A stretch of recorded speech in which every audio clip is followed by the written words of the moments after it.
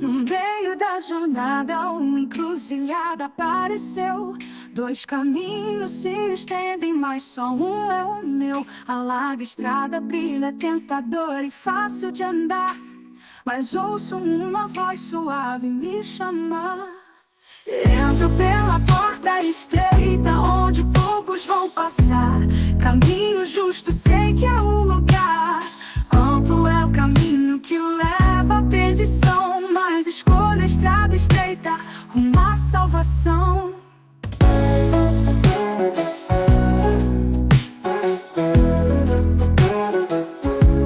O mundo ao redor me oferece prazeres sem fim, mas sei que no caminho estreito encontro o que há para mim. Passo a passo, lutando contra a tentação. Com fé e esperança sigo a minha missão. Na pequena porta encontro a verdadeira paz, mesmo que poucos escolham esse caminho eficaz. Essas coisas farão sentido para alguns e não farão. Você quer ser curado.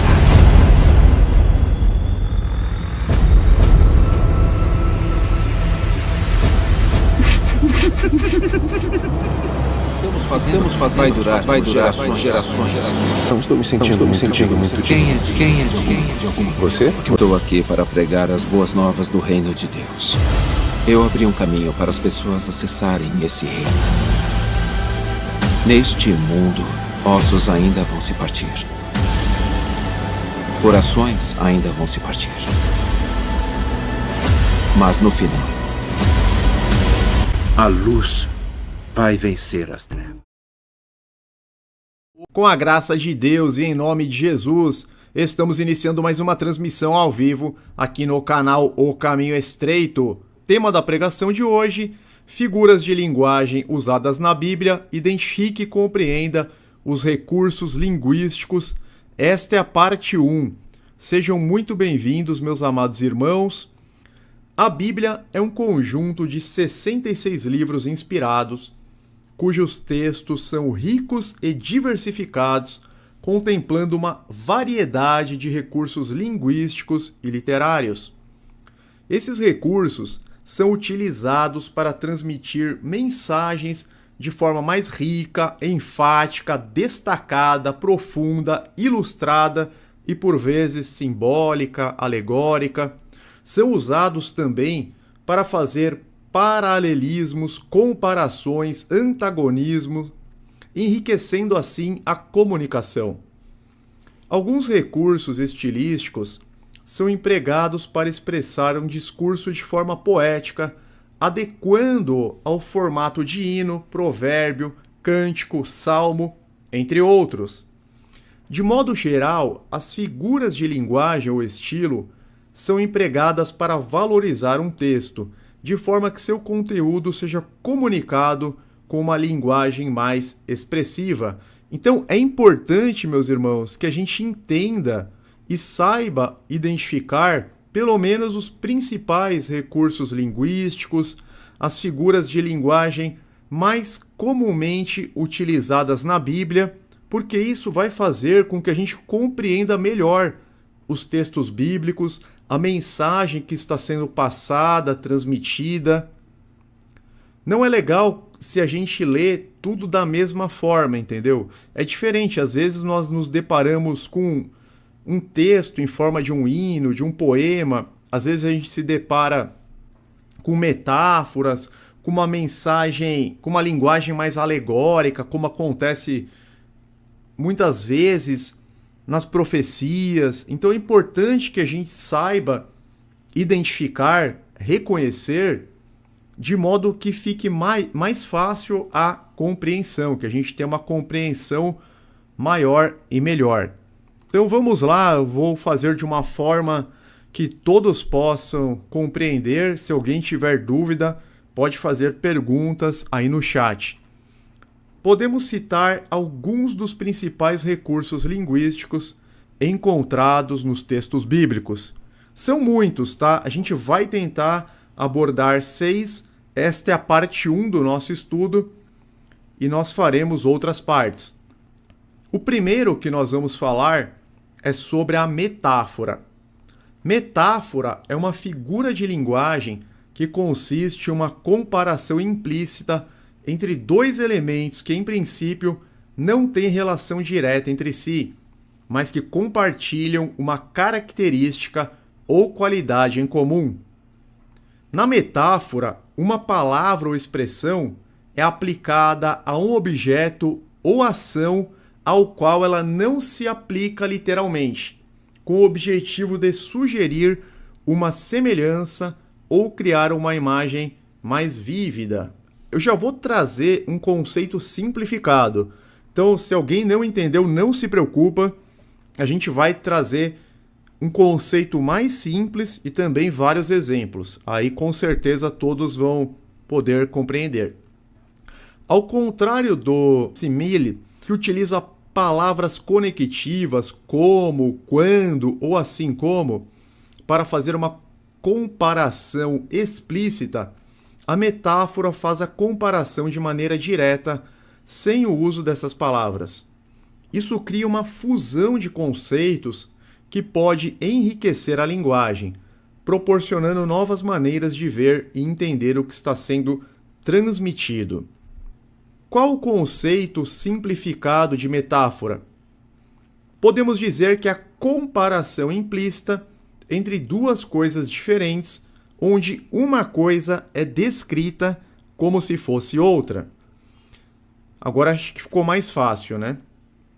Então, duas coisas diferentes são comparadas de forma implícita, não expressa, onde uma coisa é descrita como se fosse outra. Exemplos de metáforas na Bíblia. Vamos lá para o Salmos 18:2. O Senhor é minha rocha, a minha fortaleza e o meu libertador. O meu Deus é o meu rochedo em quem me refugio. Ele é meu escudo e poder que me salva, a minha torre alta. Então nós sabemos que Deus não é literalmente uma fortaleza, não é literalmente um escudo, não é literalmente uma torre alta. Aqui, meus irmãos, o salmista descreve Deus como uma rocha, uma fortaleza e uma torre alta, indicando que o Senhor nos concede estabilidade, proteção e segurança. Se os irmãos lembrarem de outros exemplos, podem colocar, igual o irmão Em Busca da Redenção mencionou, uma metáfora muito conhecida, né, que Jesus fala: eu sou o pão da vida. Claro que ele não é literalmente um pão feito de farinha de trigo, água, fermento. Então o irmão aqui está colocando um exemplo correto. Vamos para outro exemplo, Mateus 7,15. Cuidado com os falsos profetas. Eles vêm a vocês vestidos de peles de ovelhas, mas por dentro são lobos devoradores. É claro que a gente não vai reconhecer um falso profeta dessa forma literalmente. Pelo menos eu nunca vi, né, um falso profeta literalmente vestido de pele de ovelha. Jesus está comparando falsos profetas a lobos em pele de ovelha, simbolizando que aparentam ser inofensivos e benignos, eles vêm com uma fala mansa, aparentam ser inofensivos, bondosos, mas na realidade são perigosos e destrutivos. É isso que Jesus está dizendo, né? Tenha cuidado com eles, porque eles vêm vestidos de peles de ovelhas, mas por dentro são lobos devoradores. Eles vão prejudicar muito essa pessoa, ela vai inclusive perder a salvação se ela continuar seguindo neste caminho. Outro exemplo, Efésios 6,16. Muito conhecida também essa passagem. Além disso, usem o escudo da fé, com o qual vocês poderão apagar todas as setas inflamadas do maligno. É uma linguagem direta do apóstolo Paulo, só que a gente não consegue cumprir isso de forma literal. Usem o escudo da fé. A fé não é algo tangível, não é algo corpóreo como um escudo, com o qual vocês poderão apagar todas as setas inflamadas do maligno. As setas inflamadas do maligno também não são coisas tangíveis, elas não podem ser vistas pelos olhos, não são literalmente flechas pegando fogo. O que Paulo está dizendo aqui com esta metáfora? Paulo compara a nossa fé a um escudo, indicando que a verdadeira fé protege os redimidos contra as setas inflamadas do maligno, que são as mentiras, as tentações, as perseguições e demais investidas de Satanás. Então a nossa fé é como um escudo, a fé verdadeira é como um escudo que nos protege, que nos blinda contra os enganos, as tentações, as perseguições e demais investidas do diabo contra nós. A gente consegue permanecer firme e inabaláveis. Outro exemplo, Salmo 23:1. O Senhor é meu pastor, de nada terei falta.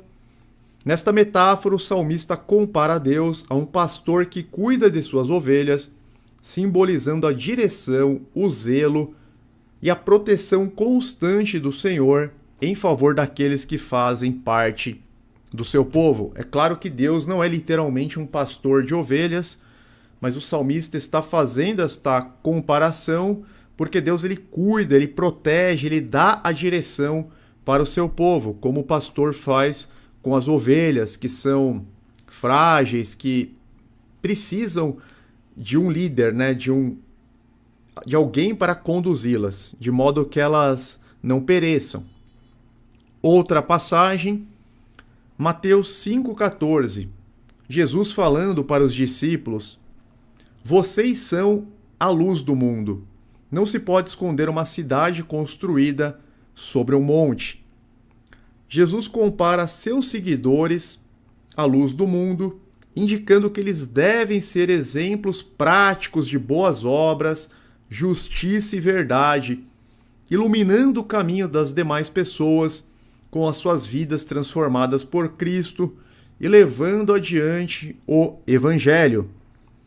Então, essas pessoas que foram alcançadas por Cristo, a própria vida delas deve ser um testemunho, a própria vida delas deve ser um culto racional. Essas pessoas devem ser exemplos práticos de boas obras, de justiça, retidão, piedade, iluminando o caminho das demais pessoas por meio das suas vidas transformadas por Cristo, e também devemos levar adiante o evangelho da salvação. Outro exemplo, João 15:5. Eu sou a videira, vocês são os ramos. Se alguém permanecer em mim e eu nele, esse dá muito fruto, pois sem mim vocês não podem fazer coisa alguma. Nessa passagem, Jesus usa a metáfora da videira e dos ramos para ilustrar a relação vital de dependência de seus discípulos para com ele e como a união com ele resulta em boas obras. É importante, meus irmãos, a gente destacar aqui que o Evangelho de João se utiliza amplamente da linguagem metafórica, simbólica e figurada, muito mais do que os 3 evangelhos sinóticos, tá? Jesus diz, por exemplo, no Evangelho de João, que ele é o pão que desceu do céu, a luz do mundo, a porta das ovelhas, que devemos comer da sua carne, beber do seu sangue, que é o pastor das ovelhas, o caminho, que ele é a videira, nós somos os ramos e o Pai, o agricultor, que nos dará água e nunca mais teremos sede, que devemos nascer de novo, que levantaria o templo em 3 dias, no capítulo 2, entre outras passagens, né, que ele se utiliza desta linguagem metafórica. Então nós precisamos tomar cuidado para não confundirmos com a linguagem literal, deturpando assim a sã doutrina. Muitas vezes Jesus fala: eu desci do céu, sou o pão que desceu do céu. Ele está falando que ele é proveniente da parte de Deus, que ele acessa o conhecimento divino. A gente tem que tomar cuidado para não pegar uma linguagem metafórica e transformar numa falsa doutrina, como isso foi feito, né, pelo sistema religioso com base em algumas passagens. A metáfora serve para enriquecer a comunicação, adicionando profundidade e complexidade ao discurso.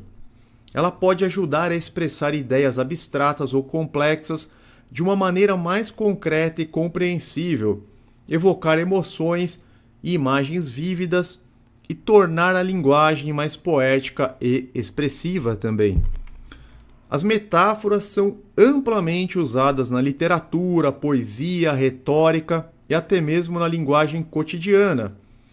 Na Bíblia, as metáforas ajudam a comunicar verdades espirituais de maneira vívida e compreensível, utilizando imagens familiares para os leitores da época e para nós também nos dias de hoje, porque a Bíblia ela continua muito atual, os exemplos são bastante claros para nós, mesmo agora no final dos tempos, em pleno século XXI. Então nós concluímos aqui sobre a metáfora. Agora vamos falar sobre a símile ou comparação. É um nome meio estranho, né? Mas símile é a mesma coisa que comparação. É uma figura de linguagem que faz uma comparação explícita entre dois elementos, mas que compartilham uma característica em comum. A símile, ela utiliza palavras para conectar, algo que a metáfora não faz. Então, utiliza palavras tais como, tal, assim como, ou parecido com, para estabelecer esta comparação. Ao usar uma símile, o autor busca clarificar ou intensificar uma ideia, imagem ou emoção, tornando-a mais vívida e compreensível. A símile é utilizada para criar imagens mentais fortes e claras, ajudando o leitor ou ouvinte a entender melhor uma característica ou situação ao relacioná-la com algo mais familiar. Ao contrário da metáfora, que faz uma fusão direta e implícita entre dois elementos, a símile mantém a separação entre os elementos comparados, tornando a comparação mais explícita e direta. Então a gente vê na metáfora que é direto, né? Vocês são a luz do mundo, eu sou a videira verdadeira, vocês são os ramos, o Senhor é meu pastor, é meu escudo protetor. Na símile não é desta forma. Vamos dar alguns exemplos. Na Bíblia, claro. Salmo 1:3, falando sobre o justo, é como árvore plantada à beira de águas correntes. Dá fruto no tempo certo e suas folhas não murcham, tudo o que ele faz prospera. Aqui nós vemos que o justo é como árvore plantada. Então, uma comparação com uma palavra utilizada para conectar. Aqui, por exemplo, foi utilizada a palavra como. Ele é como uma árvore plantada à beira de águas correntes. Então, o justo está sendo comparado a esta árvore, sugerindo que ele terá estabilidade, vitalidade e prosperidade. Ou seja, o salmista está dizendo que o justo será sempre suprido por Deus em suas necessidades, ainda que em suas necessidades básicas. Vamos dar outro exemplo. Isaías 40:31. Mas aqueles que esperam no Senhor renovam as suas forças. Voam bem alto como águias. Correm e não ficam exaustos, andam e não se cansam. Nesta passagem, os crentes que esperam no Senhor, que nele confiam, são comparados a águias que voam alto, indicando que serão renovados e fortalecidos, de modo que a espera não será frustrada. Se fosse uma metáfora, falaria direto, né? Os que esperam no Senhor são águias que alçam altos voos. Aí seria uma metáfora. Vou falar de novo, como que seria a metáfora? Por exemplo, os que esperam no Senhor são águias que alçam voos altos. E na símile é diferente. Os que esperam no Senhor são como águias que voam alto, né? Então, aqueles que esperam em Deus, que confiam em Deus, são comparados a águias que voam alto indicando que serão renovados, que serão fortalecidos, de modo que a espera não será em vão, não será frustrada. Vamos para outro exemplo, Mateus 10:16, uma passagem bastante conhecida que Jesus fala para os discípulos: eu os estou enviando como ovelhas entre lobos. Portanto, sejam prudentes como as serpentes e simples como as pombas. Aqui, meus irmãos, Jesus compara seus discípulos a ovelhas entre lobos e aconselha-os a serem astutos e cautelosos como as serpentes, mas sem malícia e dispostos a prosseguirem como as pombas, usando símiles para enfatizar a necessidade de sabedoria e pureza. Como discípulos de Jesus, somos chamados a viver neste mundo com a perspicácia, acuidade e diligência das serpentes e, ao mesmo tempo, com a simplicidade, mansidão e inocência das pombas. Outro exemplo, Salmos 103:11. Pois como os céus se elevam acima da terra, assim é grande o seu amor para com os que o temem. Nesse versículo, o amor de Deus é comparado à elevação dos céus acima da terra. Então o salmista está fazendo uma comparação. Senhor, o teu amor ele é tão grande para com aqueles que o temem, assim como a elevação dos céus acima da terra. Ou seja, o salmista está enfatizando a grandeza e a imensidão desse amor. Vamos só mais um exemplo e a gente já vai passar para outra figura. Salmo 103, versos 15 e 16. A vida do homem é semelhante à relva. Ele floresce como a flor do campo, que se vai quando sopra o vento. Tampouco se sabe mais o lugar que ocupava. Aqui a vida do homem é comparada à relva e à flor do campo, que são de pouca duração e não resistem ao vento forte, ilustrando a brevidade e a fragilidade da existência humana. Essas símiles ajudam a comunicar conceitos e verdades espirituais de maneira mais tangível e acessível, criando imagens claras na nossa mente, imagens que se fixam na memória dos leitores. Tranquilo até aqui, meus irmãos? O Magno Belisário colocou: tem metáforas e símiles que o sistema religioso usa para dizer que Jesus é Deus e pré-existente? Então, aí que tá. Tem muitas figuras de linguagem que são utilizadas de forma distorcida ou literal pelo sistema religioso para criar essas falsas doutrinas.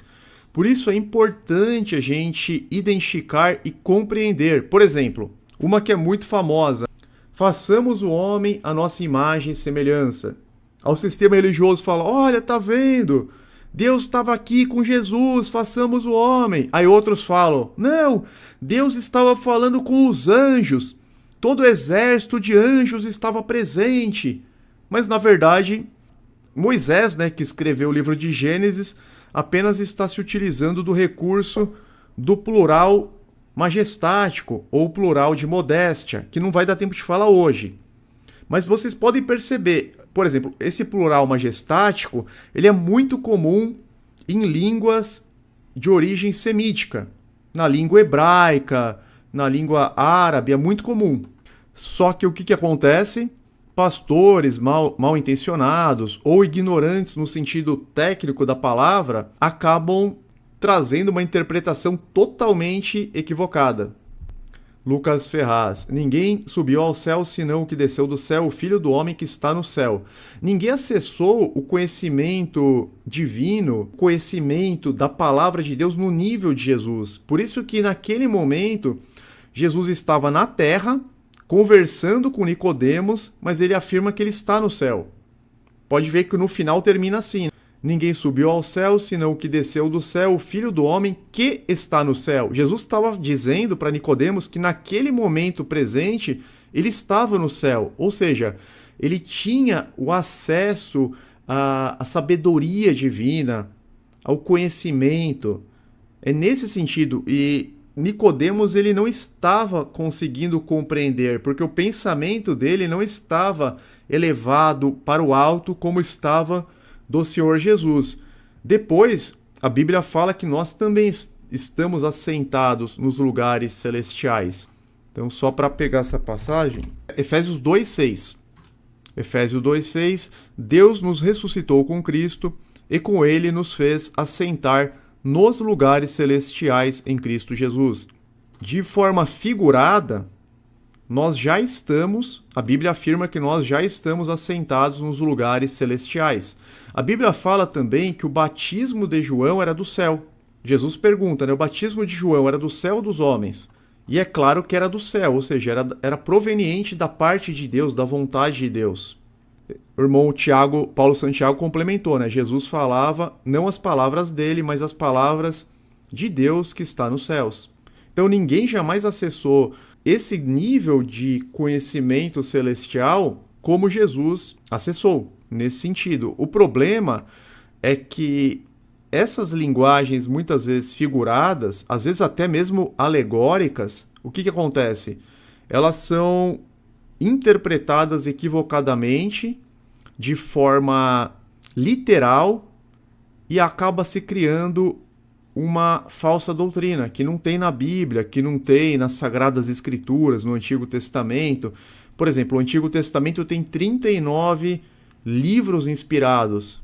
Nenhum deles fala que Jesus era um ser celestial pré-existente, um anjo que encarnaria. Não. O Antigo Testamento fala que ele seria gerado, que a Virgem conceberia. Por exemplo, se você vai lá para Isaías capítulo 7, versículo 14, pois o Senhor mesmo lhes dará um sinal, a Virgem ficará grávida, e dará à luz a um filho, e o chamará Emanuel. Emanuel é um nome profético, que significa Deus conosco. Da mesma forma como Samuel recebeu um nome profético, Gedidias, que é comum isso. A gente vê aqui, olha, o profeta Natã fala para Davi. Depois Davi consolou sua mulher Batseba, deitou-se com ela, ela teve um menino, a quem Davi deu o nome de Salomão e o Senhor o amou. E por isso enviou o profeta Natã para dizer a Davi que o menino deveria chamar-se Gedidias. Então o profeta Natã falou para Davi que o menino deveria chamar-se Gedidias. Mas significa amado do Senhor ou algo nesse sentido. É um nome profético. O nome próprio mesmo foi Salomão. A mesma coisa aqui, né? A respeito de Jesus. A profecia, a doutrina bíblica, é que ele seria gerado pelo poder de Deus, que ele nasceria de uma virgem. Não está falando que ele era um anjo, ou que ele era... Ainda mais que a Bíblia fala que ele foi feito menor do que os anjos. Então não teria sentido ele ser menor do que os anjos, pré-existente, sem acesso ao lugar santíssimo, porque ele não aparece em nenhum momento à destra de Deus no Antigo Testamento. Essa doutrina da pré-existência é um engano terrível. Não é uma doutrina bíblica, não tem fundamento. É um erro de interpretação. Mas vamos lá, meus irmãos, vamos seguir aqui. A próxima figura é o paralelismo. Paralelismo é uma figura de linguagem e um recurso estilístico utilizado para estabelecer uma simetria ou correspondência entre palavras, frases ou versos em um texto, especialmente na poesia e na literatura. Ele envolve a repetição de estruturas gramaticais ou de ideias semelhantes para criar um efeito rítmico, enfático ou estético. Esse recurso pode realçar contrastes ou semelhanças e é amplamente utilizado na Bíblia, especialmente na poesia hebraica. Então a gente encontra isso muito na Bíblia e agora vocês vão conseguir reconhecer. Eu vou falar sobre alguns tipos de paralelismo. Primeiro, paralelismo sinônimo. As ideias ou palavras em linhas ou frases sucessivas são semelhantes ou idênticas em significado, reforçando o mesmo conceito de diferentes maneiras. Exemplo, Salmo 27:1. O Senhor é minha luz e minha salvação. De quem terei temor? O Senhor é meu forte refúgio. De quem terei medo? Então olha que interessante. As palavras, as ideias em frases sucessivas, elas são semelhantes, algumas vezes elas são idênticas em significado e reforçam o mesmo conceito de diferentes maneiras. Então, a segunda frase vai reforçar o conceito trazido pela primeira frase. Isso é muito comum na Bíblia. Então eu vou repetir, olha. Aqui é o paralelismo sinônimo. O Senhor é a minha luz e minha salvação. De quem terei temor? O Senhor é o meu forte refúgio. De quem terei medo? Outro exemplo. Paralelismo antitético. Ele apresenta ideias ou palavras opostas para destacar um contraste. Vou dar 2 exemplos aqui do paralelismo antitético. Salmo 1,6. Pois o Senhor aprova o caminho dos justos, mas o caminho dos ímpios leva à destruição. Isso é muito comum, tem salmo, tem provérbio, Jesus usa também. Olha que interessante. Pois o Senhor aprova o caminho dos justos, vírgula, mas o caminho dos ímpios leva à destruição. Aqui nós temos ideias ou palavras opostas destacando um contraste. Os justos, eles serão beneficiados, eles contarão com o favor do Senhor, com a proteção, com a salvação, mas os ímpios serão destruídos. É um destino completamente oposto. Então a gente tem a ideia de um contraste. Outro exemplo, Salmo 145, 20. O Senhor cuida de todos os que o amam, mas a todos os ímpios destruirá. No Salmo 37 a gente vê muito isso, né? A diferença entre o justo e os ímpios.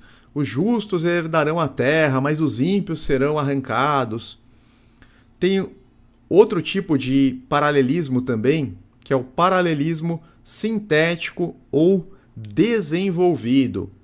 Nesse caso, a segunda linha ou frase completa ou amplia a ideia da primeira. Provérbios 1:8. Ouça, meu filho, a instrução de seu pai, e não despreze o ensino de sua mãe. Então a gente vê aqui um complemento. A segunda linha ou a segunda frase completa ou amplia a ideia da primeira. Ouça, meu filho, a instrução de seu pai e não despreze o ensino da sua mãe. Tem também, meus irmãos, o paralelismo climático, mas não é no clima no sentido de tempo, é no sentido de atingir o clímax daquele trecho, daquela passagem. Então, paralelismo climático, cada linha sucessiva constrói ou intensifica a ideia anterior, levando a um clímax ou uma conclusão. Vamos dar 2 exemplos aqui. Primeiro, Salmo 96, versos 7 e 8. Deem ao Senhor, ó famílias das nações, deem ao Senhor glória e força, deem ao Senhor a glória devida ao seu nome e entrem nos seus átrios trazendo ofertas. Então aqui teve uma conclusão, teve aqui um final, um clímax, e nós vemos que cada linha foi construindo, foi intensificando, foi reforçando a ideia anterior até que se chegasse a uma conclusão. Deem ao Senhor, ó família das nações. Então a gente não tem muita ideia, né, do que está sendo dito lá na primeira linha. Simplesmente deem ao Senhor, ó família das nações. Depois na segunda linha já dá uma intensificada. Deem ao Senhor glória e força. Aqui já é trazido elementos, mais elementos. Deem ao Senhor glória e força. Na terceira linha, fica mais específico. Deem ao Senhor a glória devida ao seu nome. E na quarta linha, é a conclusão. E entre nos seus átrios trazendo ofertas. Outro exemplo que é muito bonito, Salmo 24. Esse salmo é muito bonito. Salmo 24, dos versos 7 a 10. Abram-se, ó portais, abram-se, ó portas antigas, para que o Rei da Glória entre. A gente vai perceber aqui que o Rei da Glória, claro que é Deus, né? Mas ele vai sendo melhor identificado. Versículo 8. Quem é o Rei da Glória? O Senhor forte e valente. O Senhor valente nas guerras. Então, é respondido aqui quem é o Rei da Glória, mas não de uma forma que traga completa identificação. Quem é o Rei da Glória? O Senhor forte e valente. O Senhor valente nas guerras. E aí ele continua. Abram-se, ó portais. Abram-se, ó portas antigas, para que o Rei da Glória entre. Quem é esse Rei da Glória? O Senhor dos Exércitos. Ele é o Rei da Glória. Aqui atingiu o clímax, a conclusão final. O Senhor dos Exércitos, ele é o Rei da Glória, o Deus Todo-Poderoso. O paralelismo é usado para dar ênfase, criar ritmo e musicalidade e facilitar a memorização de textos, especialmente em contextos orais.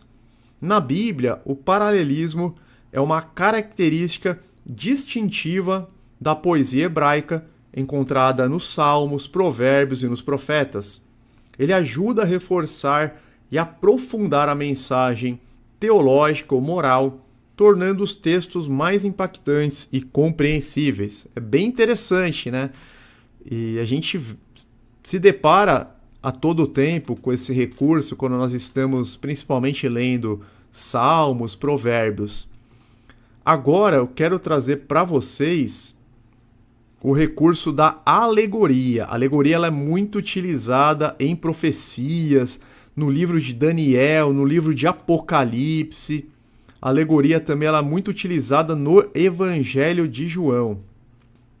A alegoria é uma figura de linguagem e um dispositivo narrativo onde personagens, eventos ou elementos de uma história representam ideias abstratas ou conceitos simbólicos. Em uma alegoria, o enredo e os personagens não são apenas o que aparentam ser na superfície, mas também têm um significado mais profundo, e muitas vezes moral, espiritual ou político. A gente está trazendo o conceito geral, tá, meus irmãos? Esse significado subjacente é transmitido através de símbolos e metáforas, permitindo uma interpretação que vai além do literal. Vamos dar um exemplo de alegoria fora da Bíblia. Aquele livro, A Revolução dos Bichos, de George Orwell. Muitas pessoas leram, né? Eu, na minha época de escola, tive que ler esse livro, A Revolução dos Bichos, de George Orwell, que é uma alegoria política que utiliza animais e uma fazenda para representar eventos e figuras da Revolução Russa e do regime comunista soviético.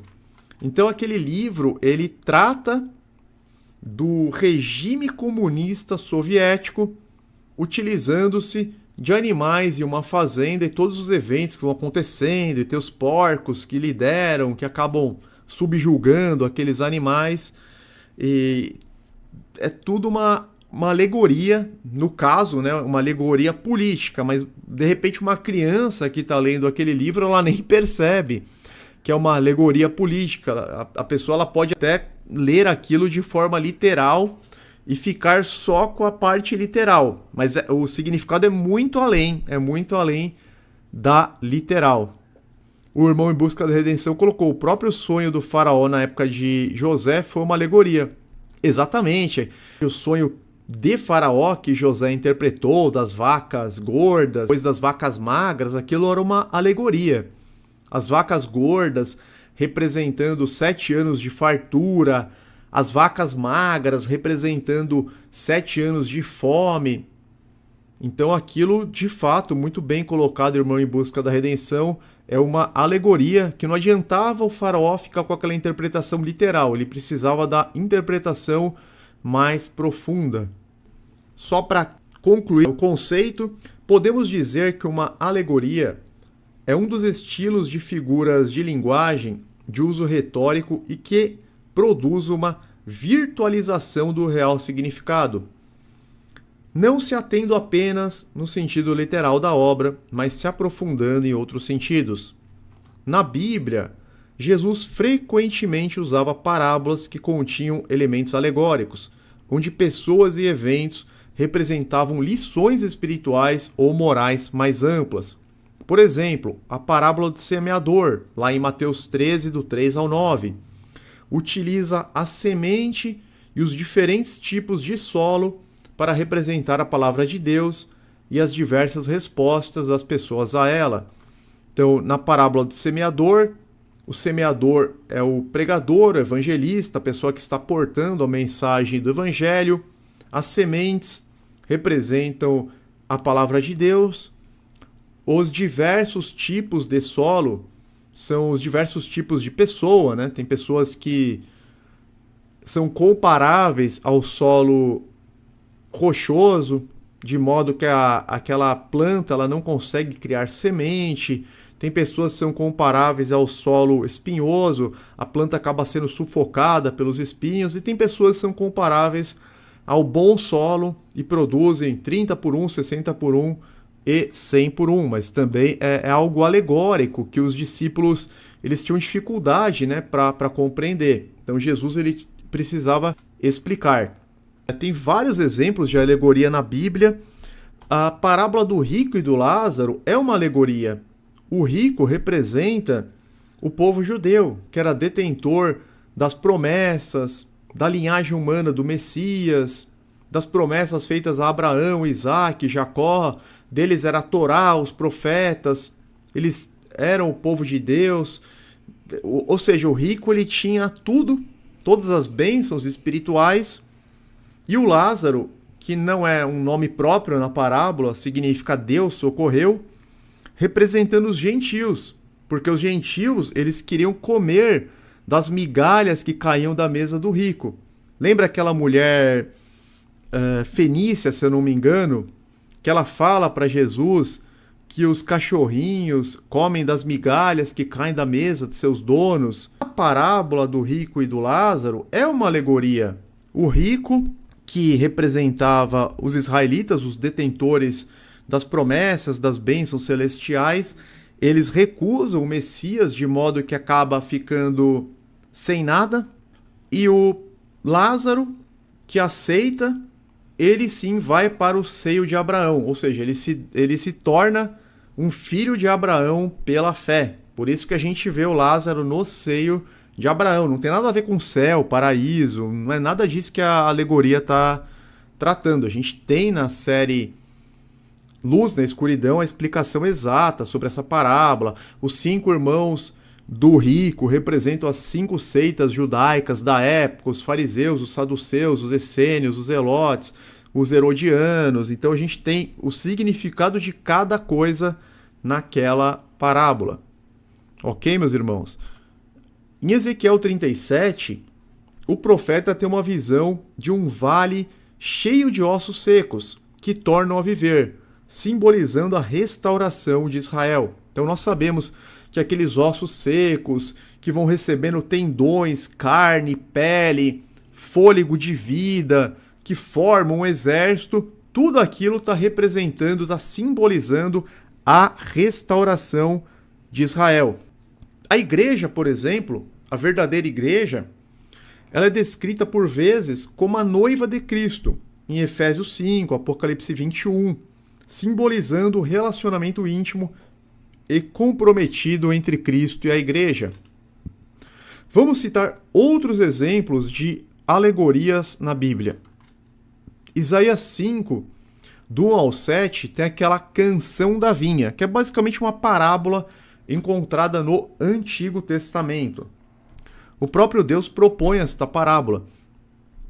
Cantarei para o meu amigo o seu cântico a respeito de sua vinha. A gente vai perceber que a vinha representa Israel.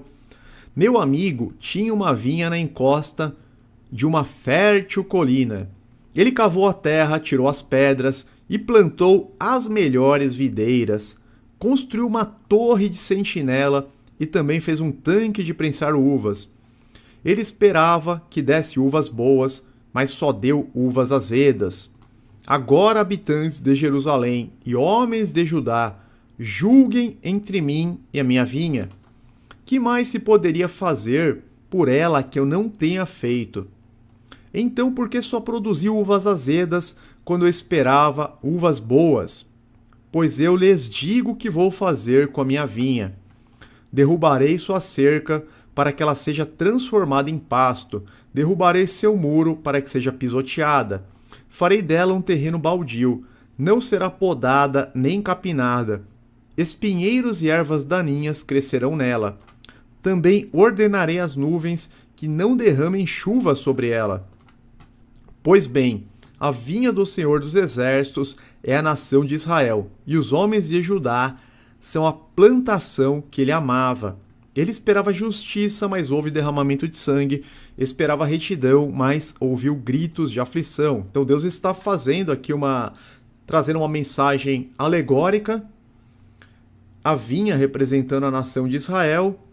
Ele plantou as melhores videiras, escolheu um lugar fértil, cavou a terra, tirou as pedras, fez tudo o que podia, né? Construiu uma torre de sentinela, um tanque de prensar uvas. E, claro, esperava que aquele povo desse bons frutos, ou seja, ele esperava que aquela vinha desse uvas boas, mas só deu azedas. O povo entrou em rebeldia, desobediência, se voltou contra Deus, passou a servir ídolos, de modo que Deus enviou o exército babilônico para destruir Israel. O muro foi derrubado, o templo foi destruído, eles foram levados cativos. A vinha foi transformada em um pasto, digamos assim, né? Virou um terreno baldio, que não foi mais podada, cheia de espinheiros, ervas daninhas. Jerusalém, de fato, foi destruída, eles foram levados cativos durante 70 anos.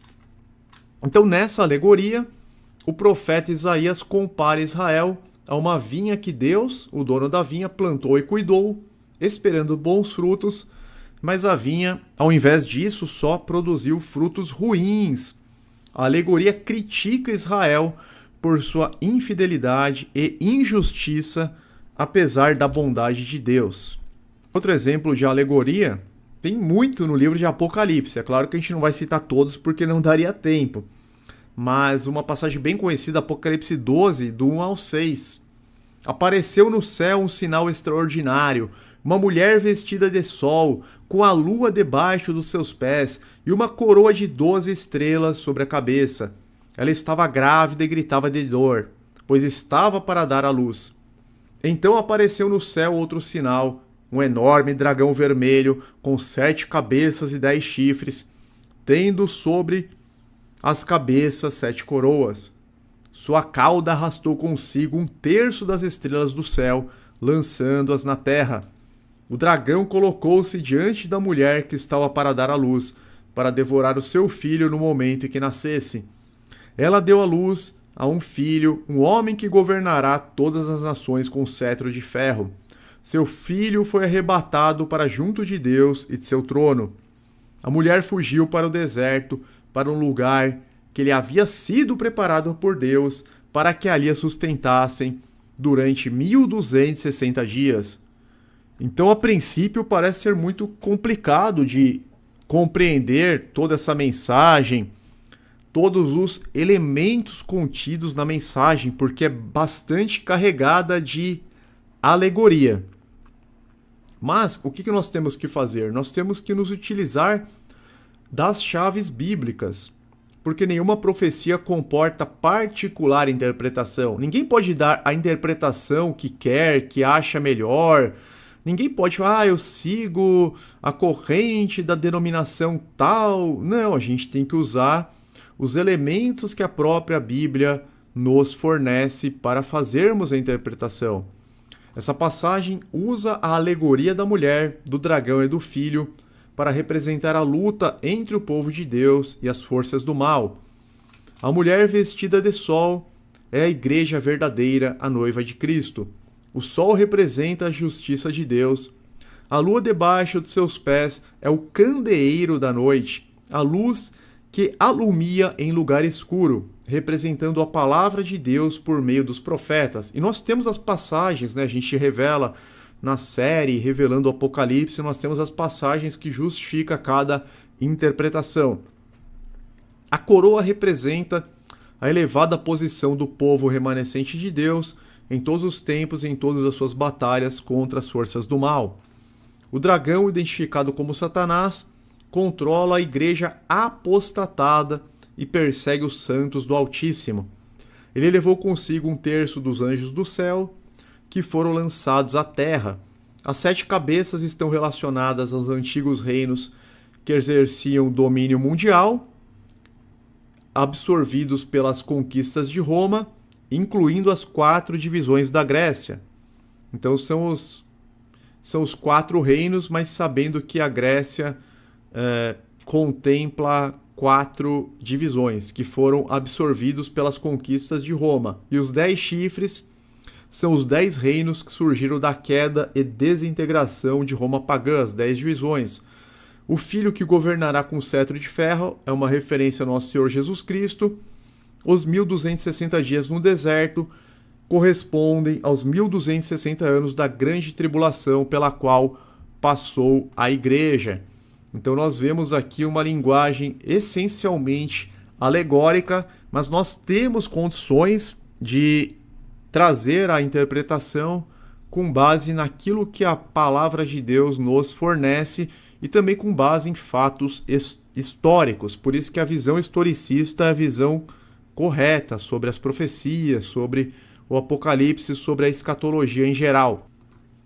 Podemos citar também a linguagem alegórica de Apocalipse 13, que fala sobre a besta que saía do mar e a besta que surgia da terra, fazendo representação simbólica do domínio e poder opressor do Império Romano Ocidental, seguido pelo domínio e poder opressor do Sacro Império Romano Germânico. Não tem como interpretar de forma literal. A gente não pode falar que vai aparecer uma besta saindo do mar com tais características, depois vai surgir uma besta da terra com tais características. Não faria o menor sentido. Nós precisamos entender, que é uma linguagem alegórica que tem um significado muito mais profundo. Evangelho de João, usa muito linguagem alegórica. O João capítulo 6 praticamente inteiro. A gente vai pegar só um trechinho, João 6, do 48 a 51. Jesus dizendo: Eu sou o pão da vida. Os seus antepassados comeram o maná no deserto, mas morreram. Todavia, aqui está o pão que desce do céu, para que não morra quem dele comer. Eu sou o pão vivo que desceu do céu. Se alguém comer deste pão, viverá para sempre. Este pão é a minha carne, que eu darei pela vida do mundo. É claro, meus irmãos, que Jesus não é um pão literalmente, que ele não desceu do céu literalmente, que nós não temos que comer da sua carne literalmente. Este pão é a minha carne que darei pela vida do mundo. Porque os judeus lá, eles entenderam de forma literal. Como que esse homem está nos oferecendo a sua carne para comermos? Olha o problema que dá você entender de forma literal figuras de linguagem. Depois a gente vai fazer um estudo só sobre o Evangelho de João. Quantas vezes que eles entenderam de forma errada a linguagem utilizada pelo nosso Senhor Jesus. Deixa eu ver se eu acho essa passagem que eles começam a ficar bravos lá, os judeus, e muitos abandonaram o Senhor Jesus. Versículo 53. Jesus lhes disse: Eu lhes digo a verdade, se vocês não comerem a carne do Filho do Homem e não beberem o seu sangue, não terão vida em si mesmos. Então, não tem a menor possibilidade da gente interpretar de forma literal. Está escrito isso aqui, mas não é porque está escrito que sempre vai ser literal. Então, João 6,53. Jesus lhes disse: Eu lhes digo a verdade. Se vocês não comerem a carne do Filho do Homem e não beberem o seu sangue, não terão vida em si mesmos. Por isso que é tão importante a gente saber como que está sendo escrito, qual recurso que o escritor bíblico está utilizando, que o locutor está também se utilizando. Tanto que Jesus fala: não foi Moisés que lhes deu o pão do céu, mas o maná era o pão que vinha do céu. É que Jesus está falando que ele estava trazendo algo superior. Nessa alegoria, Jesus se identifica como o pão da vida, comparando-se ao maná que os israelitas comeram no deserto. Ele explica que enquanto o maná o sustentava apenas temporariamente, fisicamente, ele oferece agora um sustento espiritual eterno, algo superior ao maná. Nenhum alimento físico pode prover sustento à alma. A comida terrena é perecível. Jesus havia advertido aquelas pessoas a ansiarem pelo verdadeiro alimento que permanece para a vida eterna. Ele próprio revelou ser este alimento.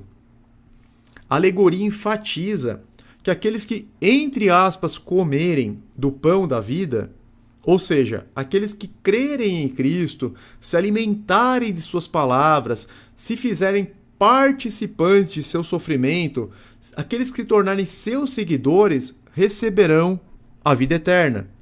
Então é nesse sentido. O irmão perguntou aqui sobre o livro do Apocalipse, irmã Maria Nilda. Parabéns, irmão Gilberto, porque é muito difícil ver alguém falar do livro de Apocalipse.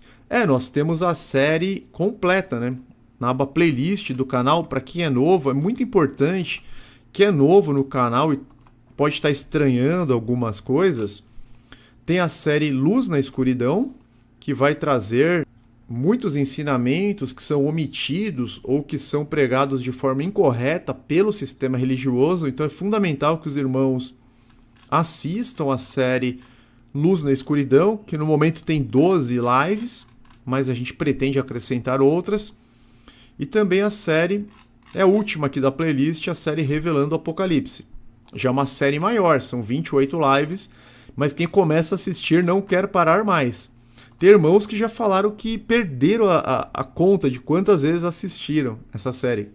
Você pode colocar só para ouvir, né? Coloca para ouvir.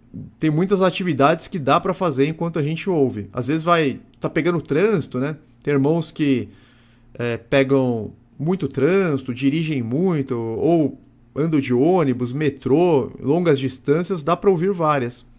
Às vezes lavando louça, lavando roupa, fazendo serviço de casa, dá para ouvir bastante também. Mas vamos lá.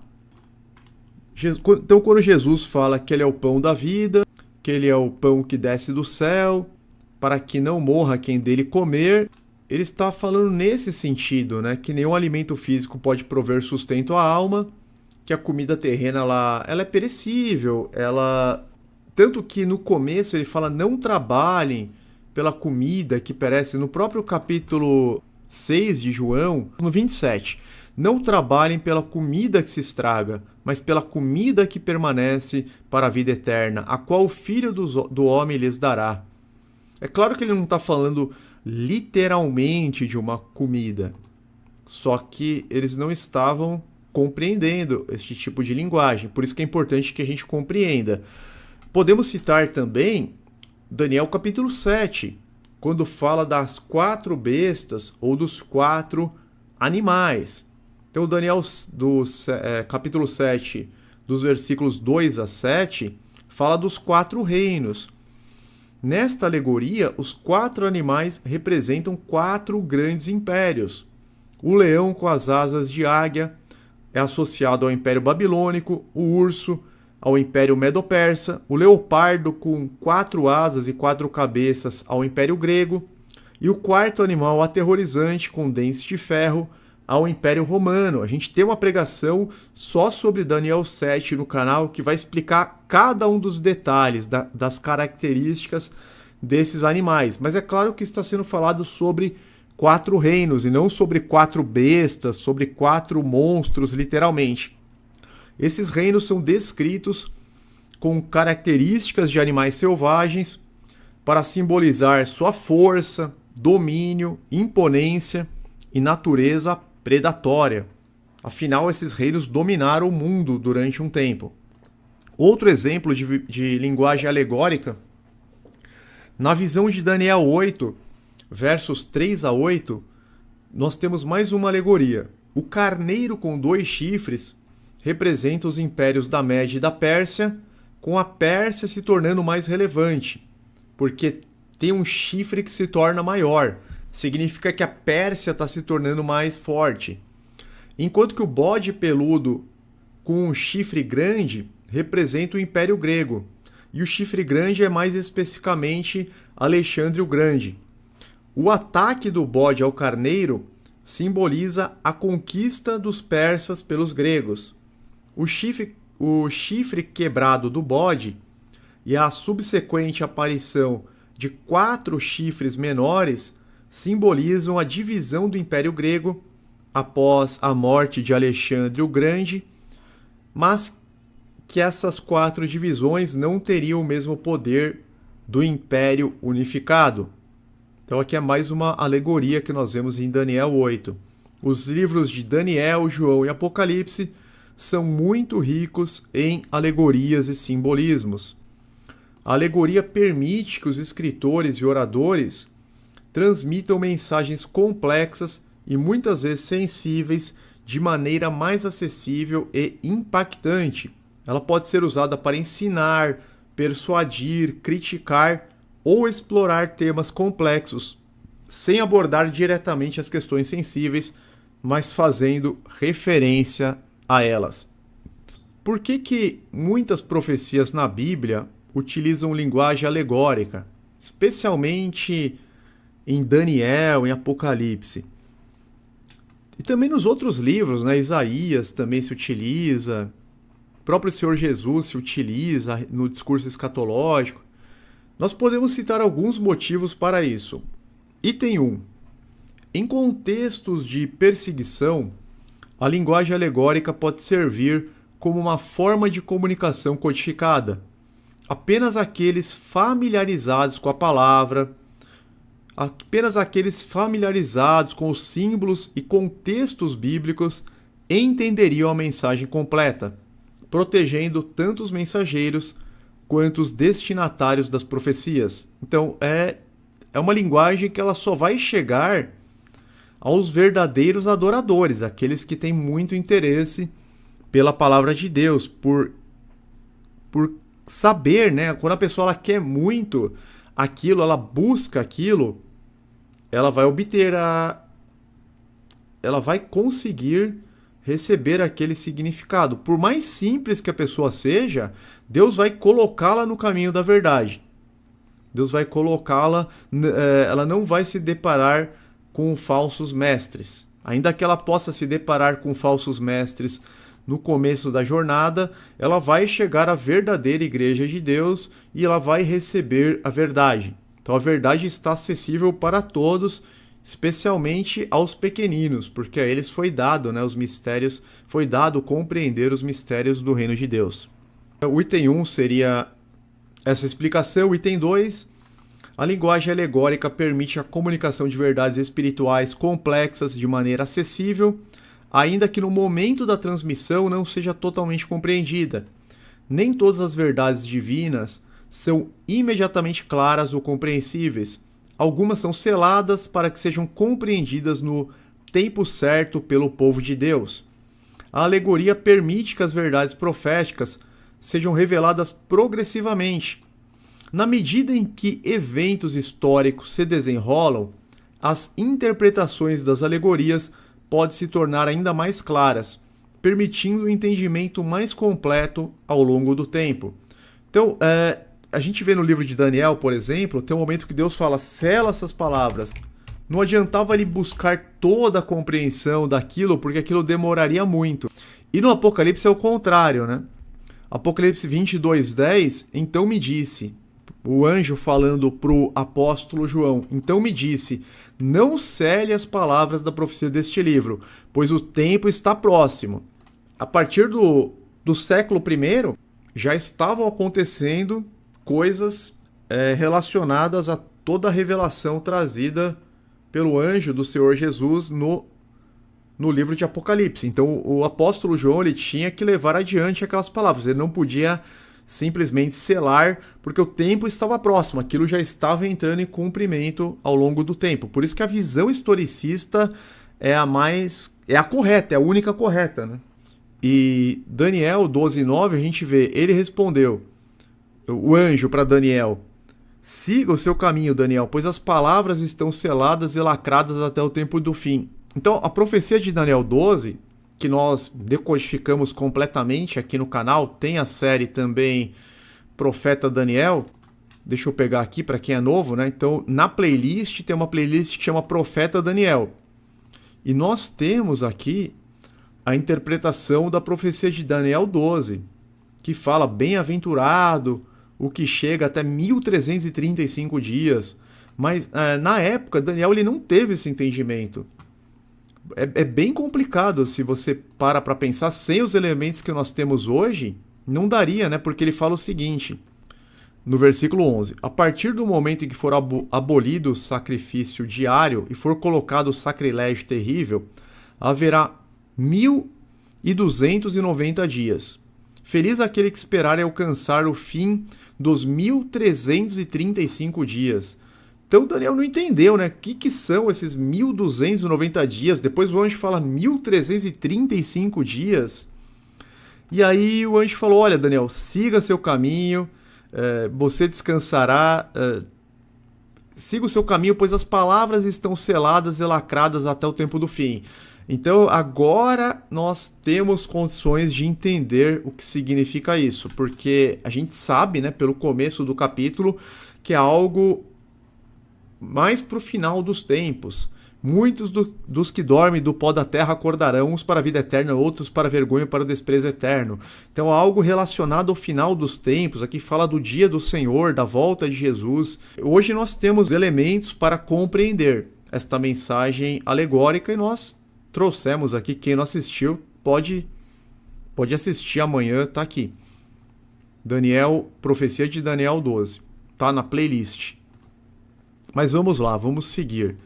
Item 3, a gente está dando os motivos, né, por que muitas profecias na Bíblia utilizam essa forma de linguagem. Item 3, alegorias são memoráveis e poderosas. As imagens vívidas e narrativas simbólicas criam um impacto duradouro na mente das pessoas, ajudando-as a lembrar e a refletir sobre as mensagens proféticas ao longo do tempo. A gente fica realmente com essas imagens desses animais, dessas bestas, a gente fica com essas imagens, ajuda a guardar. Item 4, alegorias convidam os leitores a refletirem profundamente e a buscarem interpretações com base nas chaves bíblicas e fatos históricos. Nós somos forçados, no bom sentido, a buscar a interpretação, não a particular interpretação, porque isso é proibido, mas a buscar a interpretação com base naquilo que a própria Bíblia nos fornece e também nos fatos históricos. A gente é forçado no bom sentido, né? É estimulado a estudar. Item 5, a linguagem alegórica transcende barreiras culturais e temporais. Símbolos e imagens alegóricos podem ser entendidos e aplicados por diferentes culturas ao longo do tempo, garantindo a relevância contínua das profecias. É verdade, porque símbolos que foram fornecidos a Daniel há mais de 2.500 anos são completamente válidos para nós. Você falar que a Grécia é comparável a um leopardo com 4 asas. Leopardo é um animal veloz, as 4 asas tornam ele ainda mais veloz. Isso remete à velocidade das conquistas de Alexandre o Grande. Então, elas continuam. A Irmão em Busca da Redenção colocou, né, que as alegorias ajudam em tempos de censura. Sim. Vamos para a hipérbole, então. Hipérbole é uma figura de linguagem que consiste na ênfase resultante do exagero deliberado, quer no sentido negativo, quer no positivo. Trata-se de uma figura empregada em textos literários e na linguagem corrente para expressar algo de maneira exagerada ou intensificada. Então isso aqui é bem fácil de entender. Hipérbole é basicamente um exagero deliberado, proposital. Então é usado um exagero de forma proposital para passar a mensagem de forma amplificada, de forma mais intensa. Basicamente, hipérbole consiste em exagerar uma ideia com o objetivo de enfatizar ou destacar determinada característica. É frequentemente utilizada para criar um efeito dramático, humorístico ou emocional, fazendo com que algo pareça maior, menor, melhor ou pior do que realmente é. Eu confesso para vocês, meus irmãos, que no meu dia a dia eu acabo usando muita hipérbole. Então, às vezes, que a pessoa não está acostumada a falar comigo, às vezes ela pode até estranhar um pouco, mas eu acabo fazendo uso no meu dia a dia, assim, desse recurso, da hipérbole. E é bastante comum na Bíblia, né? Por exemplo, estou morrendo de fome. Quando a pessoa está apenas com muita fome, mas claro que não literalmente morrendo. Acho que todo mundo já usou dessa forma, né? Eu tô morrendo de fome. É claro que é um exagero proposital, deliberado, para intensificar. Olha, eu tô com muita fome. Mas na grande maioria das vezes não é nem a verdadeira fome, né? Às vezes a pessoa comeu naquele mesmo dia, de manhã ela comeu e simplesmente porque passou algumas horas, caiu um pouquinho a glicose, já tá na hora do almoço, ela fala, tô morrendo de fome. O Em Busca da Redenção colocou, você quase a matou de susto. É verdade, quase morri de susto. Também é um exemplo. Vamos dar outro exemplo. Chorei um rio de lágrimas. A pessoa fala, nossa, eu fiquei muito triste, eu chorei um rio de lágrimas. Significa que ela chorou muito, mas é claro que ela não chorou literalmente um rio. Então é muito fácil de identificar e é muito comum em nosso cotidiano também. O irmão Jonas colocou aqui. Ele tá rindo. Isso se chama hipérbole? Uso muito hipérbole misturado com ironia. Então, eu também uso bastante hipérbole e às vezes com um toque de ironia, um humor assim, tanto quanto mais sofisticado, né? É interessante fazer esse uso. A irmã Zil, Pamela, estou morrendo de saudades. Muito bom também, exatamente. Alguns exemplos de hipérbole na Bíblia. Esse aqui é bem famoso. Sermão da Montanha, Mateus 7, do 3 ao 5. Jesus era especialista nisso. Por que você repara no cisco que está no olho do seu irmão e não se dá conta da viga que está em seu próprio olho? Como você pode dizer ao seu irmão, deixe-me tirar o cisco do seu olho, quando há uma viga no seu? Em algumas versões, quando há um poste no seu olho. Por que você repara no cisco do olho do seu irmão e não repara no poste? Ou não repara na viga no seu? Hipócrita! Tire primeiro a viga do seu olho e então você poderá ver claramente para tirar o cisco do olho do seu irmão. Essa aqui não precisa nem explicar, né? É claro que nós não temos um poste literalmente em nossos olhos, mas Jesus está dizendo, né? Olha, primeiro você se corrige, primeiro você abandona seus maus caminhos, começa a andar em retidão, em santidade, para você poder falar alguma coisa para o seu irmão, até para que você seja um exemplo para ele. Outra passagem, Mateus 5, 29. Se o seu olho direito o fizer pecar, arranque-o e jogue-o fora. É melhor perder uma parte do seu corpo do que ser todo ele lançado no inferno. Então nessa passagem Jesus fala para arrancar a mão e jogar fora, para arrancar o olho e jogar fora. E aqui também está sendo utilizado da hipérbole. Jesus não está literalmente aconselhando as pessoas a arrancarem seus olhos ou cortarem partes do corpo. Em vez disso, ele está usando uma linguagem exagerada para fazer um ponto importante. Jesus está destacando a gravidade do pecado e a necessidade urgente de combatê-lo. Isso mostra que a gente não pode tratar o pecado como se fosse algo pequeno. Não, é extremamente grave e é urgente que a gente faça cessar. Trata-se de uma ferramenta poderosa que Jesus usa para ensinar sobre a seriedade do pecado e a necessidade de medidas drásticas para evitá-lo. Então a gente tem que tomar medidas drásticas, fortes, para evitar o pecado. A integridade espiritual e a salvação são mais importantes do que qualquer conforto ou prazer terreno. A hipérbole aqui sublinha que é melhor sofrer uma perda temporária, ainda que significativa, do que enfrentar consequências eternas de ser lançada no lago de fogo para aniquilação. Então, é melhor a gente sofrer uma perda aqui temporária, mesmo que essa perda seja significativa, do que perder a alma no lago de fogo e enxofre. Outro exemplo, meus irmãos. Salmo 6:6. Davi: estou exausto de tanto gemer, de tanto chorar inundo de noite a minha cama. De lágrimas encharco o meu leito. Davi era um especialista também em figuras de linguagem. Davi usava bastante da hipérbole. Estou exausto de tanto gemer, de tanto chorar, inundo de noite a minha cama. De lágrimas encharco o meu leito. É claro que a frase inundo de noite a minha cama e de lágrimas encharco o meu leito, o meu quarto, são exageros poéticos. O salmista não está literalmente inundando sua cama com lágrimas, mas está usando essa imagem para comunicar a intensidade de sua dor e tristeza. O uso de hipérboles em poesia bíblica, como nos Salmos, serve para criar um impacto emocional forte. Essa figura de linguagem ajuda os leitores a sentir empatia pela dor do salmista e a compreender a gravidade de sua situação. Podemos também citar o Salmo 38 como exemplo. É impactante ler o Salmo 38. Até algumas pessoas evitam de ler, né, de tão forte que é a descrição.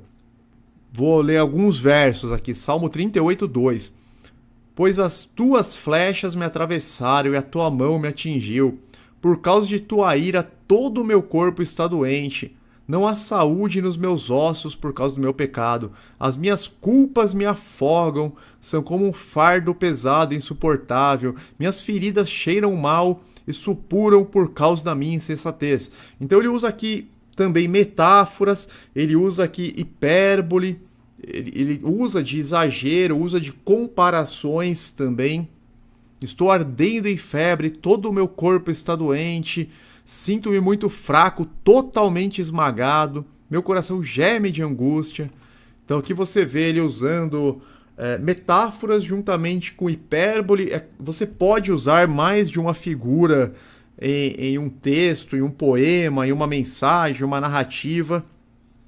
Outro exemplo de hipérbole, Mateus 23:24, Jesus combatendo lá os líderes religiosos, os escribas, os fariseus, guias cegos, vocês coam um mosquito e engolem um camelo. É bastante conhecida essa passagem. Vocês coam um mosquito e engolem um camelo. Jesus revela com essa hipérbole que os fariseus se preocupavam excessivamente com pequenos detalhes da lei cerimonial representados pelo mosquito, enquanto ignoravam questões muito mais importantes das leis morais representadas pelo camelo. Então eles violavam mandamentos de Deus, dentre os 10 mandamentos, leis morais importantíssimas. Eles negavam a justiça, a retidão e se importavam com pequenos detalhes da lei cerimonial ou de leis complementares que eles mesmos elaboravam. Por isso Jesus disse dessa forma: vocês coam o mosquito, vocês ficam aqui nesses detalhezinhos super apegados, mas engolem um camelo inteiro, né? Mas deixam passar questões importantíssimas das leis morais do Eterno. Vamos para mais passagens. João 21:25. O próprio evangelista João escrevendo: Jesus fez também muitas outras coisas. Se cada uma delas fosse escrita, penso que nem mesmo no mundo inteiro haveria espaço suficiente para os livros que seriam escritos. Então aqui é claro que é um exagero, né? Se João fosse relatar todos os feitos de Jesus, não haveria espaço no mundo inteiro para guardar todos os livros com os relatos. Outra passagem, Mateus 19:24. Eu lhes digo ainda, é mais fácil passar um camelo pelo fundo de uma agulha do que um rico entrar no reino de Deus. Aqui é um exagero também falar de passar um camelo pelo fundo de uma agulha. A riqueza em si não é condenada, mas o apego e a confiança nela são problemáticas. Muitas armadilhas e distrações podem surgir por conta da busca pelas riquezas. Essa hipérbole destaca como a riqueza pode ser uma grande barreira para a fé genuína e para a humildade necessária para servirmos a Deus. A passagem sublinha a necessidade de depender completamente da graça de Deus para a salvação, enquanto que a riqueza pode fazer com que a pessoa se sinta autossuficiente, que a pessoa se sinta senhora de si, quando o reino de Deus exige reconhecer a sua própria insuficiência, miserabilidade espiritual e a dependência da obra consumada pelo nosso Senhor Jesus. Então, às vezes, a pessoa, nessa ânsia de buscar muitas riquezas, ela pode cair em armadilhas, em distrações, em tentações, ela pode ficar extremamente ocupada, sem tempo para Deus, ou ela pode pensar que ela é autossuficiente, que ela é senhora de si, que ela controla todas as coisas. Então são muitos riscos, né, que podem se apresentar neste caminho. Hipérboles também podem ser usadas para expressar a intensidade de sentimentos, situações ou características de maneira mais vívida e memorável. Provérbios 27, 15 e 16. Aqui também é bem conhecido. A esposa briguenta é como o gotejar constante num dia chuvoso. Detê-la é como deter o vento, como apanhar óleo com a mão. Ou seja, algo impossível, né? Como que você vai deter o vento, apanhar óleo com a mão? Então, nesse tipo de situação, as hipérboles elas também podem ser usadas para expressar intensidade de sentimentos. Outra passagem, Deuteronômio 1:28, para onde iremos? Nossos compatriotas nos desanimaram quando disseram, o povo é mais forte e mais alto do que nós, as cidades são grandes, com muros que vão até o céu. Vimos ali os Enaquins. Então, aqui está sendo descrito aquela passagem de Números 13, Números 13 e Números 14, quando os espias trouxeram um relatório negativo sobre a Terra Prometida, Moisés está recordando eles a respeito disso. Eles disseram, né, os muros deles vão até o céu. É claro que não é literal isso, né? Os espiões, eles descrevem as cidades de Canaã como fortificadas, com muros que vão até o céu, para destacar a impressionante fortificação e o tamanho daquelas muralhas. Inclusive, depois eles travam a batalha de Jericó com Josué, mas Deus faz com que aquelas muralhas caiam. O irmão colocou uma outra aqui. Irmão Jonas, a passagem que diz, se alguém lhe ferir uma face, ofereça-lhe também uma outra, é uma hipérbole?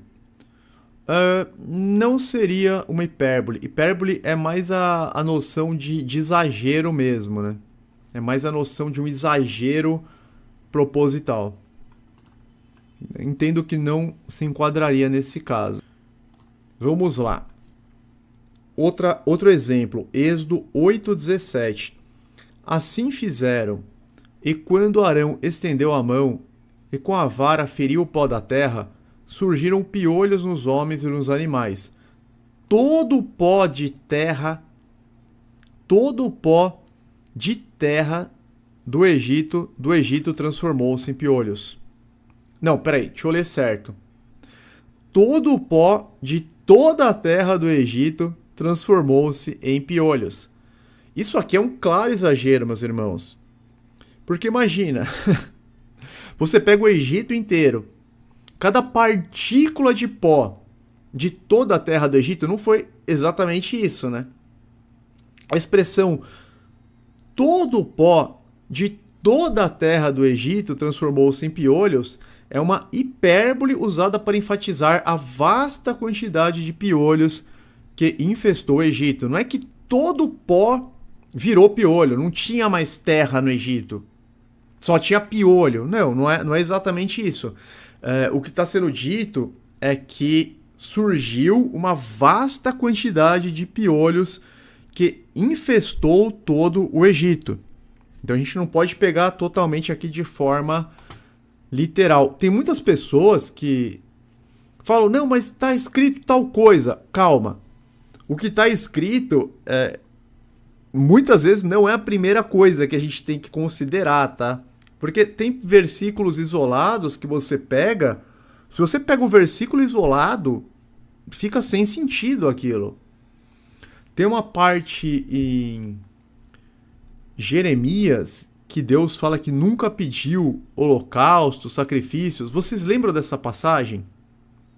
Depois eu vou, se alguém lembrar, uma passagem que Deus fala que nunca falou a respeito de holocaustos e sacrifícios quando os tirou do Egito. Nada lhes falei, acho que é Jeremias 7.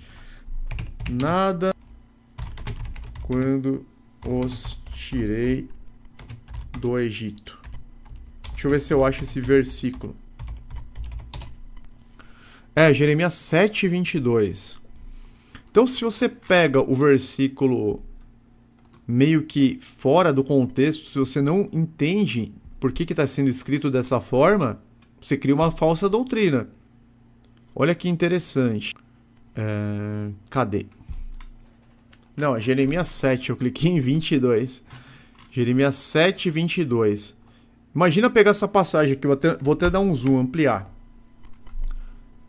Quando tirei do Egito os seus antepassados, nada lhes falei, nem lhes ordenei, quanto a holocaustos e sacrifícios.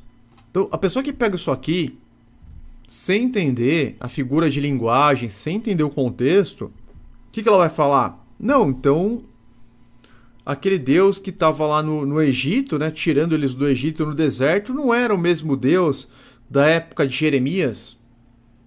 Não vai entender.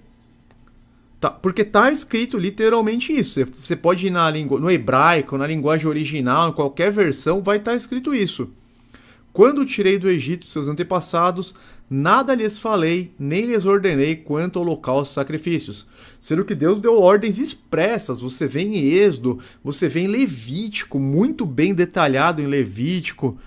Muito falado a respeito de holocaustos e sacrifícios na Torá, pelos profetas, mas isso aqui é uma figura de linguagem para você negar uma verdade de modo a destacar outra superior. Tanto que no versículo 23, dei-lhes entanto esta ordem: obedeçam-me e eu serei o seu Deus e vocês serão o meu povo. Vocês andarão em todo o caminho que eu lhes ordenar para que tudo lhes vá bem. Então o que Deus está fazendo aqui? É quase que um paradoxo para destacar uma verdade superior.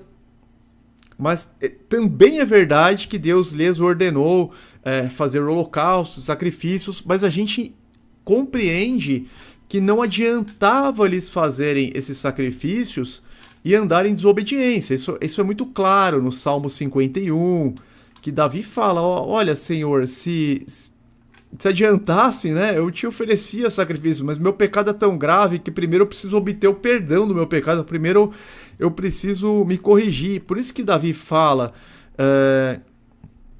os sacrifícios, não te deleitas em sacrifícios, nem te agrades em holocaustos, senão eu os traria. Não é que Deus não se agradava, é que Davi tinha cometido um pecado tão grave, lá o adultério, seguido da morte de Urias, que não adiantava ele simplesmente oferecer um sacrifício a Deus. Ele tinha que chegar ao verdadeiro arrependimento, se humilhar diante de Deus. E ele fala, os sacrifícios que agradam a Deus são um espírito quebrantado, um coração quebrantado e contrito. Ó Deus, não desprezarás. Então te agradarás dos sacrifícios sinceros, das ofertas queimadas, dos holocaustos. Ou seja, eu chegando no arrependimento, o povo judeu, né, a gente andando nos caminhos de retidão, aí sim o Senhor vai se agradar das ofertas, dos sacrifícios. Isso a gente vê também no Salmo 40, que fala também: sacrifício e oferta não pediste, mas abriste os meus ouvidos, holocaustos e ofertas pelo pecado não exigiste. Ou seja, está destacando uma verdade superior, embora esta também seja uma verdade. Então, se a pessoa ela não entende a figura de linguagem que está sendo usada, ela cai numa falsa doutrina, ela é muito facilmente enganada. Exatamente, irmã Márcia, melhor obedecer do que sacrificar. Quando Saul foi sacrificar no lugar de Samuel, ele desobedeceu a Deus. Quando Saul poupou aqueles animais na guerra, ele também desobedeceu a Deus. Ele falou, não, eu poupei esses bois, essas ovelhas para sacrificar a Deus. Não, mas Deus tinha determinado que fossem todos mortos. É muito melhor você obedecer do que sacrificar. Deus se deleita muito mais na obediência do que nos sacrifícios. É nesse sentido. Então, não é o que está escrito, muitas vezes não é assim o mais relevante. Importa o contexto, importa a doutrina bíblica como um todo, importa a figura de linguagem, como que está sendo escrito, de que forma que está sendo transmitido. Tem que ter todo essa base. Outro exemplo aqui, números 13 e 33. Também vimos ali gigantes, filhos de Enaque, descendentes dos gigantes, e éramos aos nossos olhos como gafanhotos, e assim também éramos aos seus olhos. Então, e éramos aos nossos olhos como gafanhotos, e assim também éramos aos seus olhos. Os espiões que foram a Canaã relataram que se sentiram como gafanhotos em comparação com os gigantes que viram. Uma hipérbole que expressa a diferença de tamanho e a sensação de insignificância. Esses exemplos mostram como a hipérbole é usada na narrativa bíblica para criar imagens impactantes, ajudando a transmitir a magnitude de eventos, ensinamentos e situações. Tá um pouco tarde, meus irmãos, então vamos para o último aqui desta noite, a ironia. O irmão Jonas citou a ironia. A Bíblia também se utiliza. Ironia é uma figura de linguagem onde as palavras são usadas de maneira que o significado literal é o oposto do significado pretendido. Ela pode ser utilizada, entre outras formas, com o objetivo de denunciar, de criticar ou de censurar algo. Nesse caso, o locutor descreve a realidade com termos aparentemente valorizantes, mas com a finalidade de desvalorizar. E o próprio Senhor Deus faz isso. Na questão da idolatria, a gente já vai chegar nisso. A ironia depende muito do contexto, da entonação e pode ser verbal, situacional ou dramática. Podemos citar os tipos mais comuns de ironia. A gente vai trabalhar com esses dois aqui. Ironia verbal, quando alguém diz algo, mas que quer dizer o oposto. Por exemplo, ao ver uma chuva torrencial, alguém pode dizer que dia lindo. Então tá caindo aquela tempestade, a pessoa abre a janela e fala, nossa, que dia lindo. Tem a ironia também situacional, quando há uma discrepância entre o que se espera que aconteça e o que realmente acontece. Por exemplo, um bombeiro teve a sua casa incendiada. Você fala, nossa, que ironia, né? O bombeiro pegou fogo na casa do bombeiro. Você vai pensar, não, a casa do bombeiro ela vai ter um dispositivo contra incêndio, ele vai ter todos os cuidados, ele vai ter recurso para apagar o fogo imediatamente. Então é um tanto quanto irônico, né? Pegou fogo na casa do bombeiro. Tem um ditado popular, em casa de ferreiro o espeto é de pau. Então imagina um espeto, de repente um espeto de fazer churrasco, é feito de madeira. Na casa do ferreiro ele trabalha o dia inteiro com ferro, mas o espeto de fazer churrasco é de madeira. Também é claro que tem um outro significado, mas não deixa de ter um tom irônico. A ironia pode ser usada para realçar contrastes, criticar comportamentos ou atitudes e enriquecer a comunicação com camadas adicionais de significado. Vamos para alguns exemplos de ironia na Bíblia. Esse aqui é muito famoso, Elias. Elias contra os profetas de Baal. 1 Reis 18, 27. Ao meio-dia, Elias começou a zombar deles. Gritem mais alto, dizia.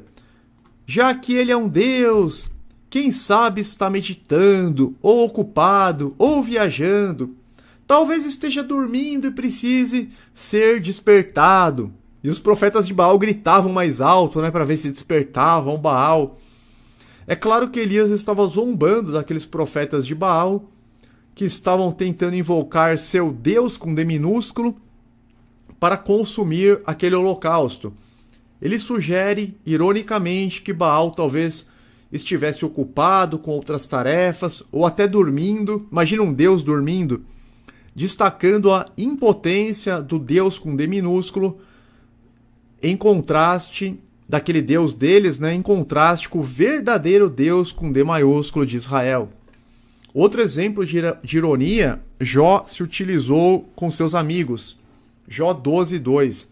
Sem dúvida vocês são o povo, e a sabedoria morrerá com vocês. Jó usa ironia para responder aos seus amigos que se consideravam muito sábios. Ele sugere sarcasticamente que eles são tão sábios que quando morrerem toda a sabedoria do mundo desaparecerá, criticando assim a arrogância deles. Então, para criticar a arrogância daqueles amigos que ficavam tentando imputar pecados contra Jó, tentavam falar bonito, né, para imputar pecados contra Jó, Jó fala: sem dúvida vocês são o povo e a sabedoria morrerá com vocês. Ou seja, quando eles morrerem, acabou a sabedoria do mundo. Outro exemplo, Mateus 27:29.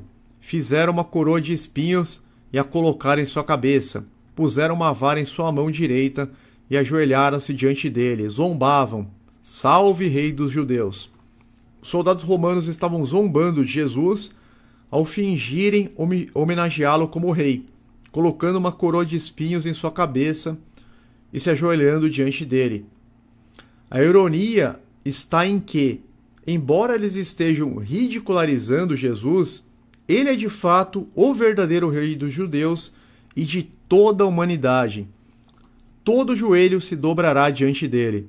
Então eles estavam zombando como se ele fosse um falso rei, mas todo joelho se dobrará.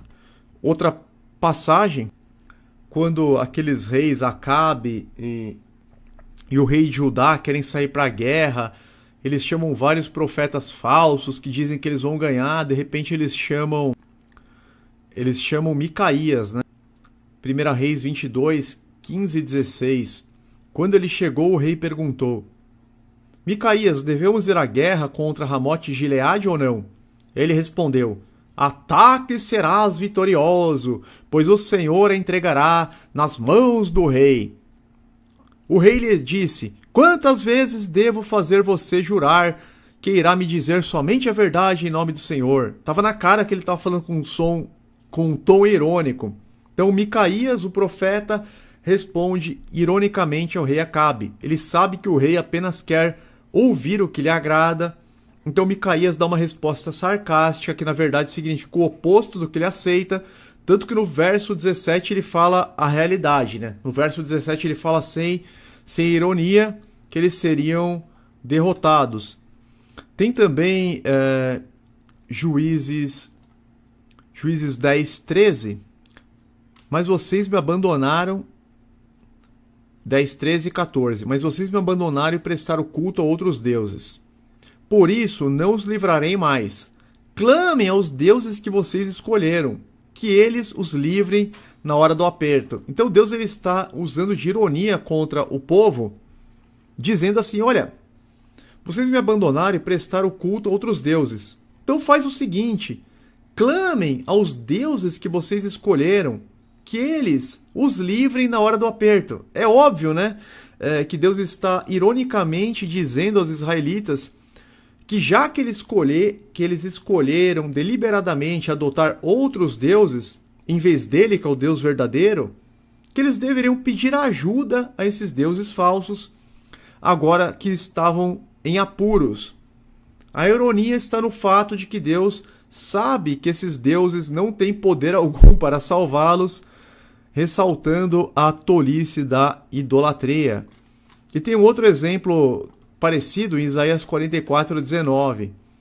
Ninguém para pensar, ninguém tem o conhecimento ou entendimento para dizer: metade dela usei como combustível, até mesmo assei pão sobre suas brasas, assei carne e comi.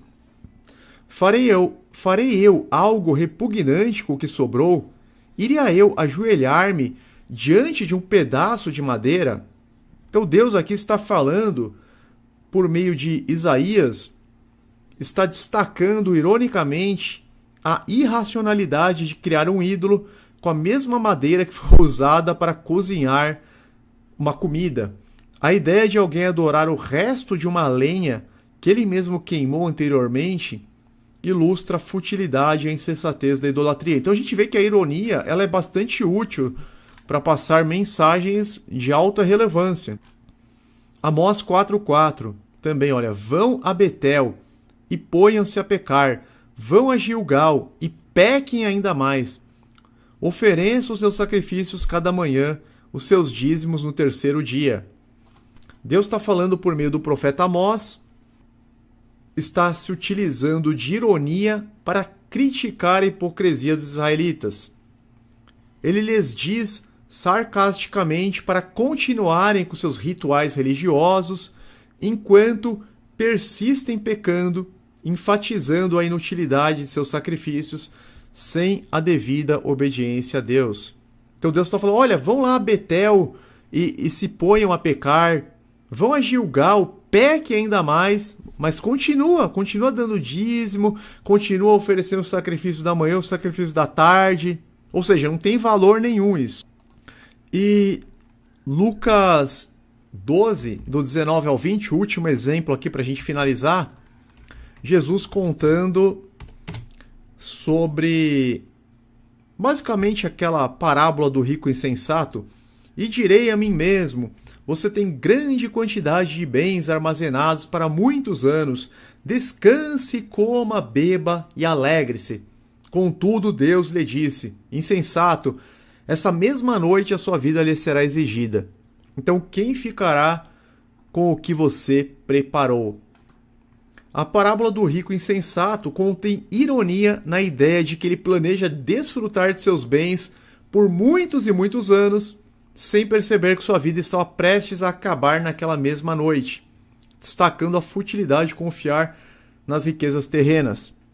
Esses exemplos demonstram como a ironia é usada na Bíblia para criticar atitudes, revelar verdades profundas e destacar a tolice humana em contraste com a sabedoria divina. Então são recursos muito úteis também. Existem, irmãos, muitos outros recursos linguísticos utilizados na Bíblia que podemos abordar em outras oportunidades, entre eles antítese, parábola, tipologia, simbolismo, anáfora, quiasmo, plural majestático de modéstia, que a gente falou um pouquinho, prosopopeia, muito usado prosopopeia na Bíblia, eufemismo, paradoxo, apóstrofe, sinédoque, metonímia, pleonasmo, anáclise, entre outros. Então a gente propõe, continuar essa série, transformar isso numa série, falar mais alguns. Acho que na próxima live a gente fala uns 4, para não ficar tão longa, quase 2 horas de pregação. Mas agradeço a persistência dos irmãos, a presença e a participação de todos. Até aqui, meus irmãos, não a nós, Senhor, nenhuma glória para nós, mas se é o teu nome, por teu amor, por tua fidelidade, porque dele, por ele e para ele são todas as coisas. Glória, pois, eternamente a Deus e ao nosso Senhor Jesus. Amém. Fiquem todos na paz e na proteção do Eterno, em nome.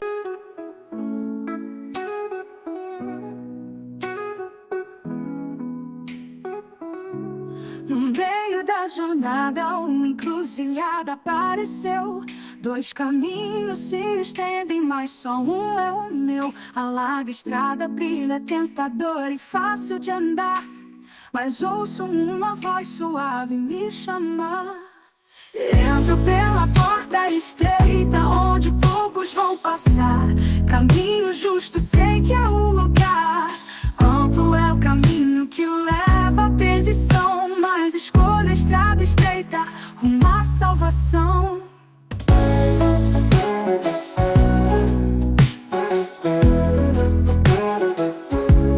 O mundo ao redor me oferece prazeres sem fim, Mas sei que no caminho estreito encontro o que há para mim. Passo a passo, lutando contra a tentação. Com fé e esperança sigo a minha missão. Na pequena porta encontro a verdadeira paz. Mesmo que poucos escolham esse caminho eficaz.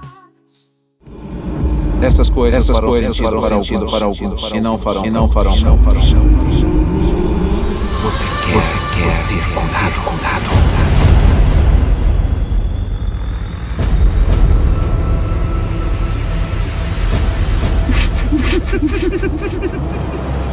Estamos fazendo vai durar gerações. Não estou me sentindo muito Quem é de algum? Você? Estou aqui para pregar as boas novas do reino de Deus. Eu abri um caminho para as pessoas acessarem esse reino. Neste mundo, ossos ainda vão se partir. Corações ainda vão se partir. Mas no final, a luz vai vencer as trevas.